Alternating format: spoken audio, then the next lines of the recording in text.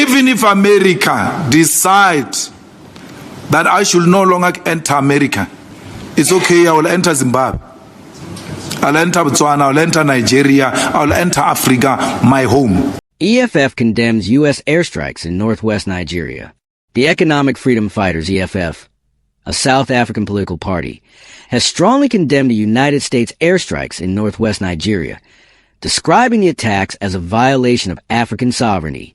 The airstrikes, carried out on Christmas Day, were claimed to be counterterrorism operations targeting Islamic State IS militants. Because what peace did NATO take to Libya? Look at what you did to Libya to date.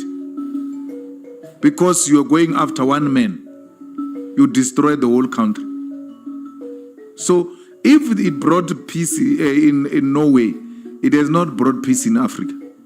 And our experience with NATO is not what you have experienced. And therefore, we respectfully disagree with that. The EFF criticized the Nigerian government's response, accusing it of endorsing foreign military action instead of defending national sovereignty. The party warned that Africa risks becoming a battleground for global powers unless regional bodies intervene. U.S. President Donald Trump announced the airstrikes, stating they were a response to the vicious killing of innocent Christians by IS-linked elements. However, security analysts and human rights organizations caution against portraying the conflict in religious terms, emphasizing that attacks affect both Christians and Muslims. By instructing our Department of War to prepare for possible action. If we attack, it will be fast, vicious, and sweet, just like the terrorist thugs attack our cherished Christians. Now, Nigeria's president doesn't deny the violence, but says previous claims that Nigeria is religiously intolerant does not reflect our national reality. Independent experts say extremist groups. The Nigerian government has acknowledged the airstrikes, with the Foreign Affairs Minister confirming cooperation with the U.S.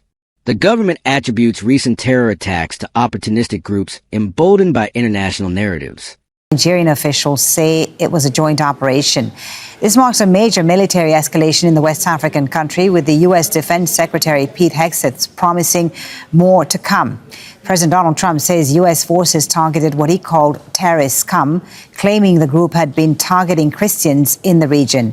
Both Christian and Muslim civilians have been targeted in a series of attacks by armed groups in parts of Nigeria.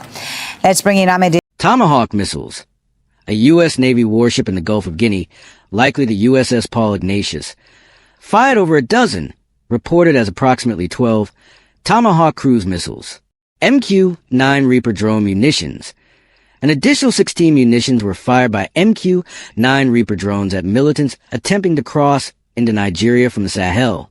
The strikes hit two prominent militant sites in the Bonny Forest and the Kurwa camps in Tangaza, Sokoto State.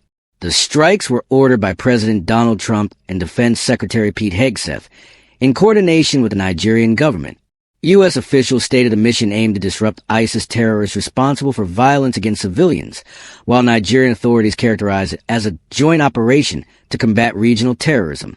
While militants were reported killed, local reports indicated some collateral damage, including 4 buildings damaged and 5 civilians wounded in the village of Offa.